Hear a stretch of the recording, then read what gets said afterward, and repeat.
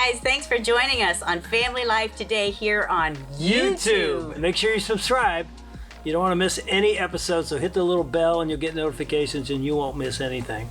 And if this encourages you, like it and share it with your friends. Yeah, share it with your friends. Yeah, welcome to Family Life today. You know one of the best things that ever happened with my relationship with my dad? No. You're it. It's you. Me. Yeah.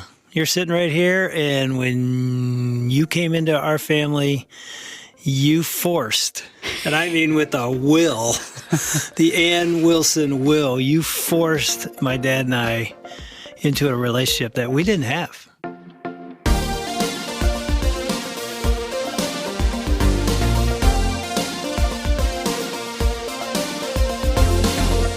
Welcome to Family Life Today, where we want to help you pursue the relationships that matter most. I'm Ann Wilson. And I'm Dave Wilson, and you can find us at FamilyLifeToday.com or on our Family Life app. This is Family Life Today.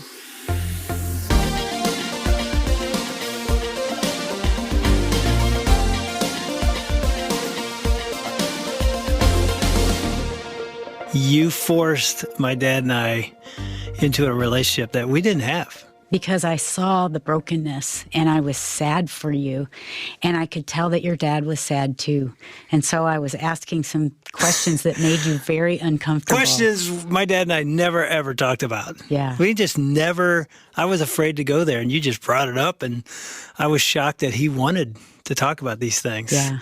And I tell you what, we get to talk with Ron Deal today about a lot of things, but one of them is the critical relationship with our dads. So welcome to Family Life Today, Ron. Thank you for having me back. Glad to have you here. As many of you know, Ron leads our blended family ministry at Family Life and has a blended family podcast called Family Life Blended. And sat down with some friends of ours recently and talked to them about their marriage and their relationship and their relationship with their dad. Ray and Robyn McKelvy are a pastoral couple. They work in local church in Nashville, and they're weekend remember speakers. You guys have known them for years and years. Over 25 years. Yeah, and they are dearly loved by audiences. Yes. Speak for Family Life events on a regular basis. They have 10 children. That's right. We love them. They are tremendous speakers and have a lot of great influence. I sat down with them some time back for our Family Life Blended podcast and just wanted to hear Ray's journey growing up in a blended family. It was amazing what came out. We've already heard in the previous program. Lots of details, family secrets. If you didn't hear day one, we want to encourage you to do that. Today, we're picking up the story where Robyn really comes into his life. Yeah. And just like you guys, you know, she was a positive influence for him in looking at his childhood and his journey with the men that had been in his life, served as father figures. And she helped push him a little bit. Don't spouses sometimes help us by pushing us in directions? Even when we don't want it. That's exactly right. It's a good thing. It is a good thing. I mean, I would have is. never gotten to where I got with my dad without Ann. Yeah. And I don't think Ray would have either. That's fantastic. You know, we say all the time around here, our mates are a gift from God. And sometimes the gift includes making us move in, directions we don't necessarily want to move. Sometimes that's the Holy Spirit working through our spouse. And that certainly happened in Ray's story. I think people are going to love hearing this. So from the time you were 13, I think, if I have the story right, and your mom and stepdad divorced, you lived partial with your aunt to uncle. Some of your siblings were with mom. Somebody was with our dad, your Raymond. dad, Raymond, that you later found out was not your biological dad, but yet nevertheless played the role of dad and was significant in your life. Right. So there were a number of years there where your mom was still single. Is that right? Right. So after she and my stepdad were divorced, she never married again. Okay. So from 14 on, she was a single mom. And what about Charles? Did the relationship with him kind of materialize because of you guys getting married and Robyn insisting that you learn more about him? Yes. This lady sitting to my left was very insistent and persistent. We were engaged, making this list of who's invited to the wedding. And she asked me if I wanted to invite him. And I remember saying, not really. I mean, I don't think I said no. I just said, no, not really. I don't know where he is, and I've never met him before. I don't know anything about him. No, let's just. And if you don't say no straight up, it means maybe yes. There's a little room in there, isn't there? That's maybe right. yes. Yes, you ought to exploit that anytime you can. Yeah. And I have. Well, thankfully, she tried to find some Charles bushes, which I didn't know, and she had no success with it. So to fast forward, we were married 2 years, and my mom came to live with us. I'm preparing to go to seminary by this time. I didn't get to tell my whole salvation story. But anyway, I'm preparing to go to seminary. Robyn's pregnant with our third, and my mom is living with us. And I remember Robyn just asking me, she says, don't you want to meet your biological father? And I said, no, I don't. I said, I'm 28 years old right now. I don't feel a need to know him. We've got our own family now. And so she said, I just feel like you need to know him. And I just said, well, I'm not going to go looking for him. He's going to have to come to my doorstep. And Robyn said, well, I'm going to pray that he does. That's what she said. I'm going to pray that he does. And I walked in on a conversation with Robyn and my mom. Do you remember that? In the kitchen. Yeah, in the kitchen. Yeah. And what did you tell what you did? I remember asking about Charles Bush, and I remember her saying she had no idea. She was really kind of mean about it. I have no idea where he is, and when I find out where he is, then I'll let you know, or something like that. And I'm like, okay, cool. I just want to know, if you know anything. And so a couple of weeks later, it was going to be our last week in Kansas City. Oh, no. I got to tell this story. Okay, sorry. But I remember overhearing her conversation. I said, Robyn, why just leave it alone? Why are you asking? And she said, I just feel like you need to know your dad. So she began to pray. This was around October or November of that year. So she prayed, I'm going to say November, December, January, February, March, April, May. Now, May was the month we were going to move to Texas so that I could go to seminary. In fact, it was the last weekend in May. It was Memorial Day weekend. My mother came to us and she said, hey, I'm going to meet with some friends this Saturday. We're going to do a picnic, have a party. Don't wait up for me, but I will go to church with you guys tomorrow because it was our last Sunday at our church. And Ray was preaching. Okay. Yes, I was the youth pastor getting ready to preach a farewell message to go to seminary. And my mom said, I will be at church for sure. So I remember that Sunday morning, I got up early.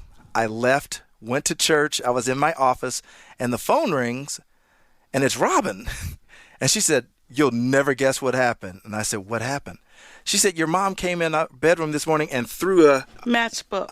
Was that what it was? Yeah, it was a matchbook. Back in the day, where you could tear the match off and strike it on the book, and it was a matchbook. Oh, I always thought it was a business card. No, matchbook. Okay. Okay. So anyway, she said, your mom threw this card or whatever, matchbook on the bed, and it has Charles Bush on it and his phone number and address. And guess what, Ron? What?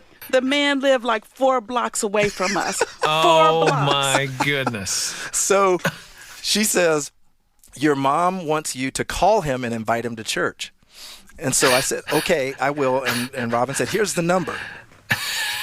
And I pretended to write the number down. Sinner. I didn't know all of this. Yeah, Okay. she knows. Okay. She's just now hearing this. Yeah. Okay. Yeah. Right. But I want to go inside that. Why did you pretend? Like you knew she needed to see you write it down, but you didn't want to contact him because No, I'm thinking I'm preaching my last sermon at a church where I loved. Yeah, not the ripe climate to Yes, reconcile I'm or not try gonna- to figure out a relationship with your dad. And I had already said, I don't want to know him. I've got my own family. We're going to have our 3rd child. I'm going to seminary. I'm going to be a pastor or whatever. I didn't know what I was going to be. And we were moving the end of that week. So this was Sunday. We were leaving on Friday. Got it. Time is of the essence. Yes. And so I didn't call him, But sure enough, my mom came to church and she said, "Did you hear what happened?" And I was like, "Yes."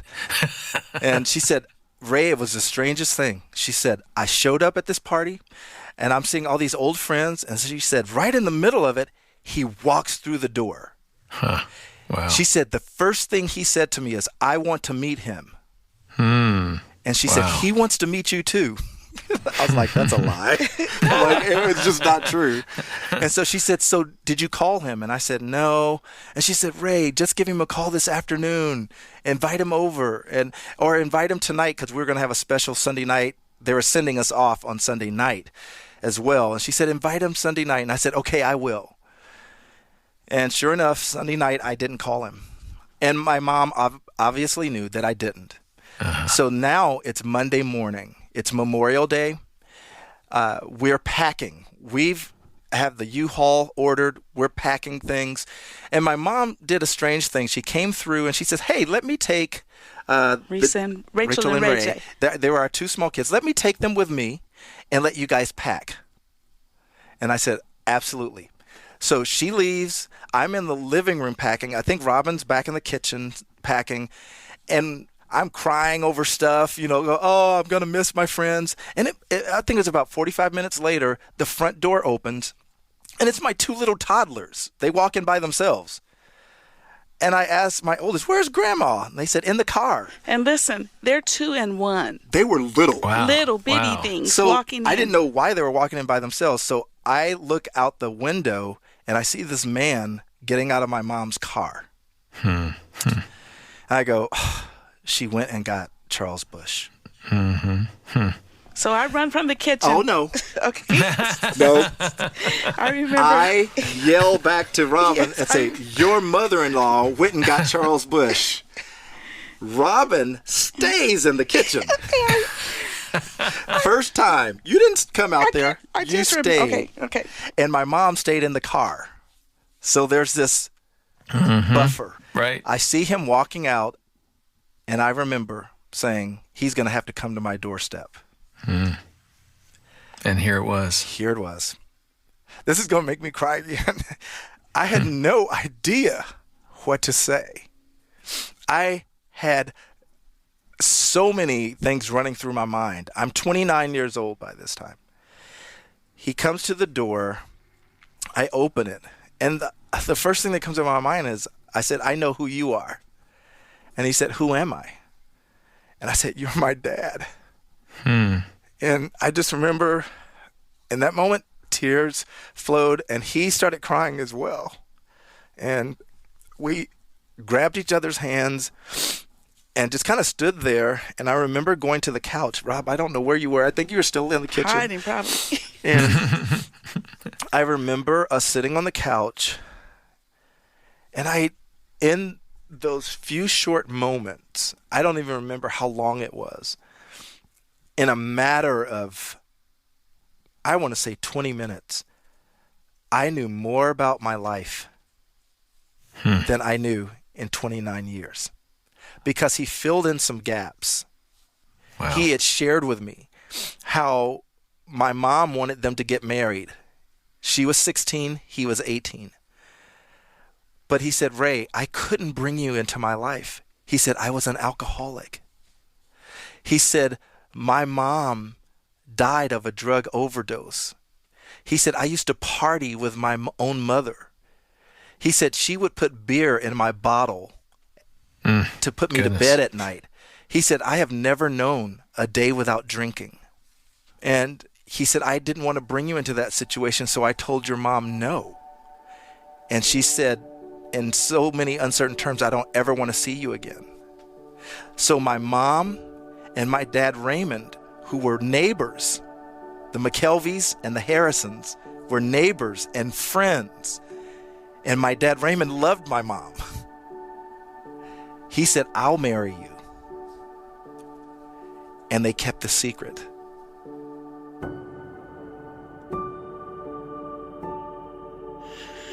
And you're listening to Family Life Today, where, boy, oh boy, as we listen to Ray's story, man, you find out information he never knew.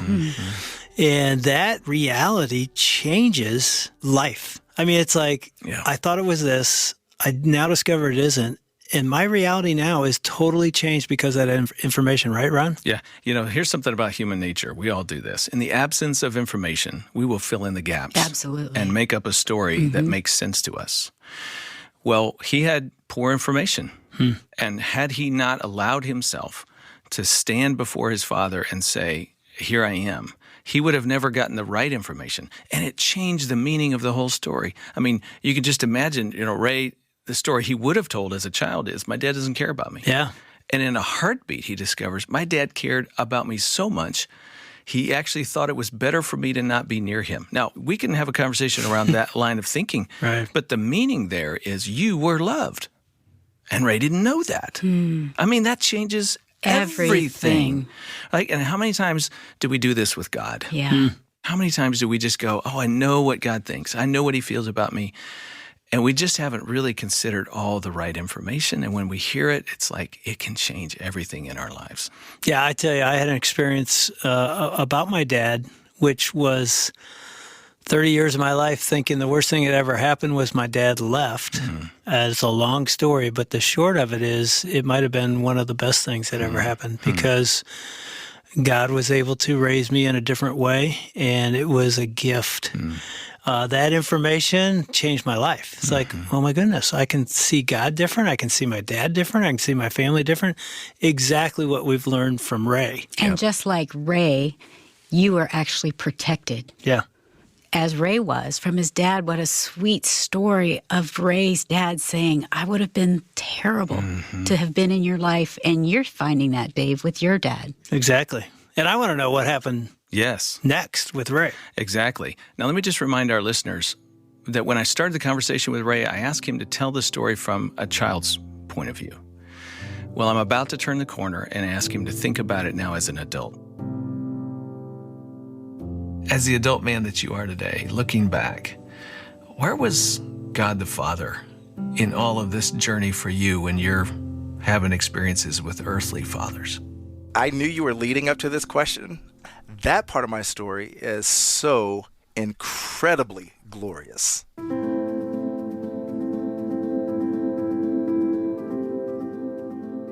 I did not grow up going to church necessarily. We visited, attended Christmas, Easter, special occasions, Mother's Day, but really did not go to church very often. I remember memorizing the Lord's Prayer when my parents were around that time of getting divorced. I didn't know where it was. I had to look in the index and just ask my grandmother if I could borrow her Bible. I just had this wanting to know God. Yeah, sure. And I remember that afternoon memorizing the Lord's Prayer. I also remember initiating a time to start going to church when I was 13. This is when my mom and stepdad were together. And I joined the youth choir, but it was I remember our choir director asking if one of us teenagers wanted to introduce a particular song. She says, which of you has a testimony? I didn't even know what that was. I was like, a testimony? I have no clue what that is. So I was, in a sense, God was drawing me. Right at the time where I found out about my biological father, right around that same time when my parents were getting a divorce, or my mom and stepdad were having their rocky relationship, I entered 9th grade. I was 14. So it's all about the same time. I'm 14 years old. I end up at one of the worst high schools in Kansas City. But God was at that high school. He was waiting in the form of my drama teacher. It just makes me weep when I think about it. My drama teacher was a crazy, Jesus-loving person. And she was bold about it. She talked about him. She would pray before class started. And we were like, you can't do that. You can't pray. This is public school. And she'd go, honey, Jesus is my boss. And, and so she started a Bible club at our school.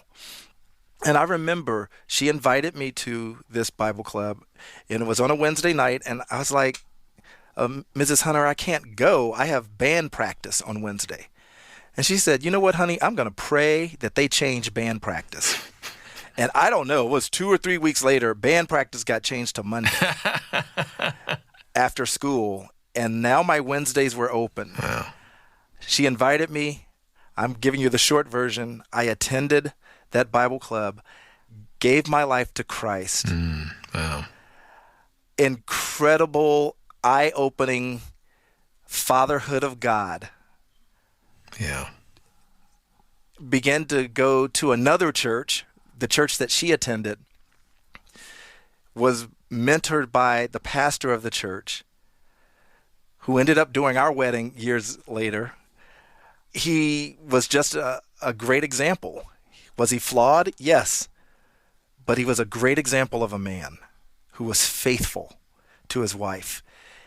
He saw something in me, convinced our church to pay for me to go to Christian school.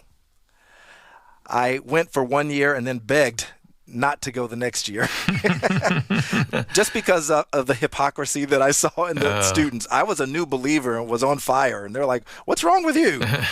But I did. I had a Christian school experience. He saw something in me, and I was a musician, just like my biological father that I found out. So he had the church pay for me to have piano lessons. He saw something in me, and I began to, along with my teacher that led me to Christ, I started leading worship at our church. Went to Bible college, graduated from Bible college, came back, became the youth pastor and the worship pastor. Met my wife through those circumstances, and the rest is history. Wow. But it started with a lady who was unashamed for Jesus Christ, was a bold witness, and she didn't know that years later.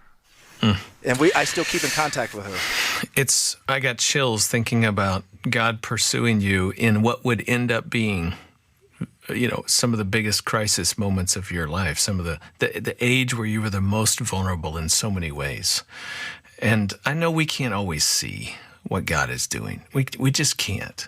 Sometimes it takes years and years, and then we look back and we go, oh, man, I can connect the dots. But it's pretty clear that he was there. Ron, I will tell you this. Had God not intervened right at that moment, I would be a black statistic. Because I remember at 14, I was in a musical, You're a Good Man, Charlie Brown. My parents were, my mom and stepdad were separated. I knew about my biological father. I remember at one of my performances, my mom sitting in one place and my stepdad sitting in another place. But you know what was different about that? I prayed for them. Because I now, even though I'd only been a Christian maybe 4 months, I had a new relationship. And I knew that those trials, I knew even by that time how trials would create strength. My drama teacher sent me on this path of scripture memory. I had over 50 verses memorized in one weekend of camp so I could win some type of prize. I don't even remember what it was. I remember she encouraged me to become a part of a Bible quizzing team, and we won trophies. But I was just immersed in the Word of God.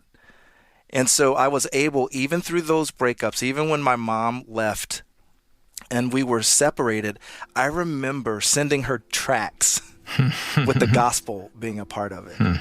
I remember praying for her to come to know Christ, which she did later. I remember praying for family members coming to know Christ. So right at that pivotal moment, Christ stepped in. And I look back and I go, God, you fathered me. Yes. You parented me in such a loving way. I would not be the man I am today if that had not happened. You've been listening to Family Life today, where, boy, oh boy, what a conversation Ron Deal had with Ray McKelvy, Ray and Robyn both. Give us some wisdom, Mr. Counselor over there, of what we've heard today. You know, we entitled that podcast Growing Up in a Blender. It's a series that we do from time to time where we interview people about their childhood experience. But then the subtitle was, Who's My Daddy? You know, that really kind of captures Ray's journey there. Well, who is my daddy? I mean, that's a question we all have to ask, not just my earthly father or father figures or stepfather or the different people that enter into our life. But who is my daddy? And ultimately, of course, it's God. But I think sometimes we approach God with this point of view of my life is fractured and people around me are inconsistent. And so I guess God is too. And we're afraid of God. Yeah. I mean, he's so important to us. We so want to please him. And then we know how sinful we are. Like, it's so easy to just in that little shame moment to say, I'm unworthy. He can't love me. But look at how God pursued Ray. Yeah. It's an incredible story of God's pursuit, and that is a mirror for all of us. My story is not like Ray's.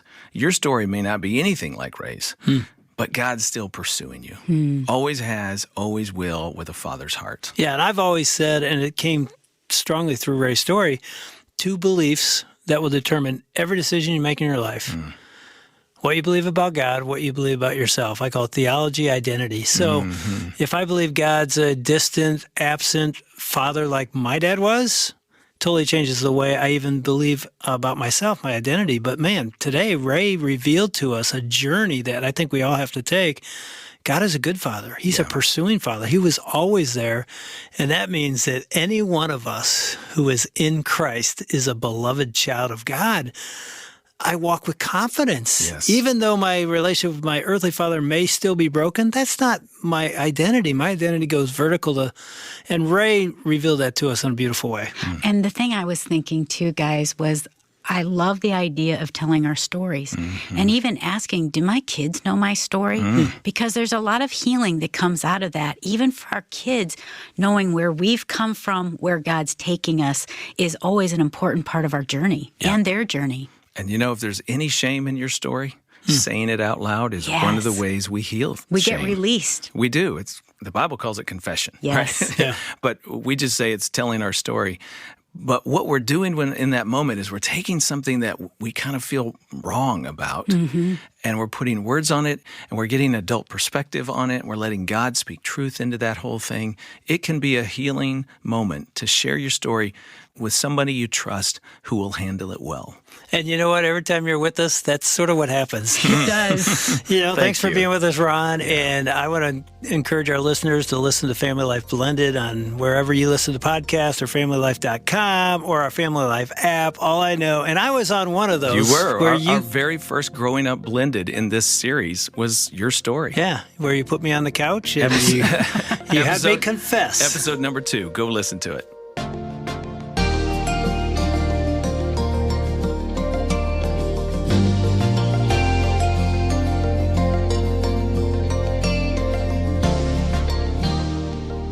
I know some of you subscribe to the podcast that Dave and Ann were just talking about, Ron Deal's podcast, Family Life Blended.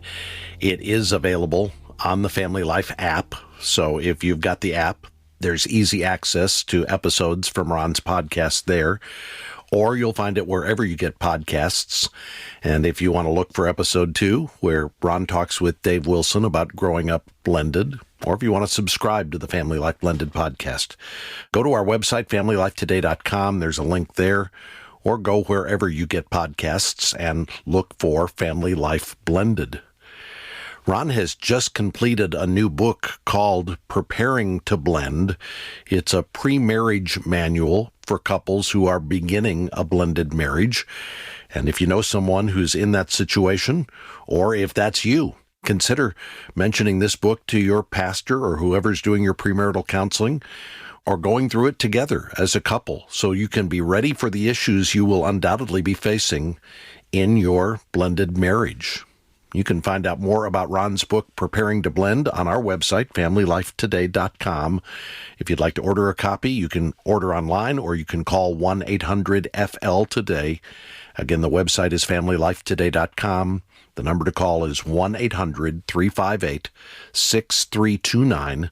That's 1-800-F as in family, L as in life, and then the word today. Now, we are excited. This weekend, we've got hundreds of couples who are going to be joining us at one of our Weekend to Remember marriage getaways. We've got getaways happening in Pittsburgh, Pennsylvania, Destin, Florida, Estes Park, Colorado. Next weekend, people going to be joining us in Williamsburg, Virginia, San Antonio, Texas, Cambridge, Massachusetts, Philadelphia, Portland, Coeur d'Alene, Idaho, Sacramento, California. There's a lot of ministry going on right now, and David Robyn, the president of Family Life, is here with me. David, one of the things we get excited about here at Family Life is on Monday morning, all of the real-time feedback that starts to come our way from couples who have been with us at one of our weekend getaways. Yeah, I just read one this past weekend of a woman who put on her feedback, hey, I came as a roommate, but I left as a wife again.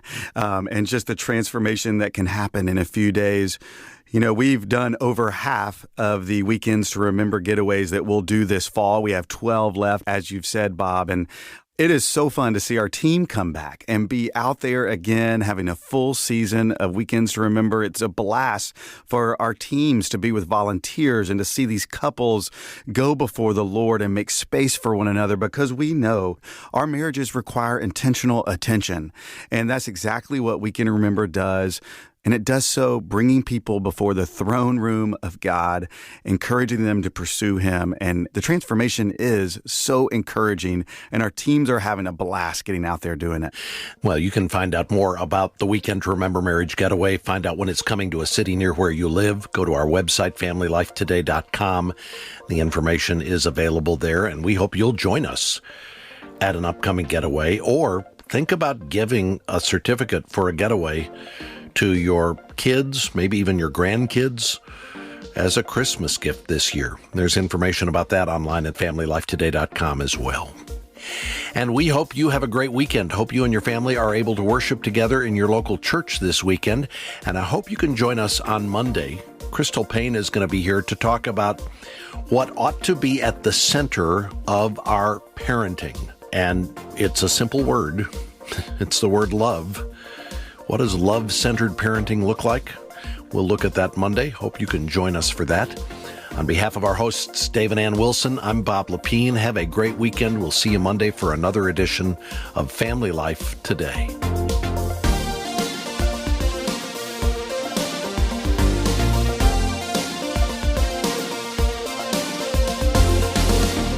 Family Life Today is a production of Family Life, a Cru ministry, helping you pursue the relationships that matter most.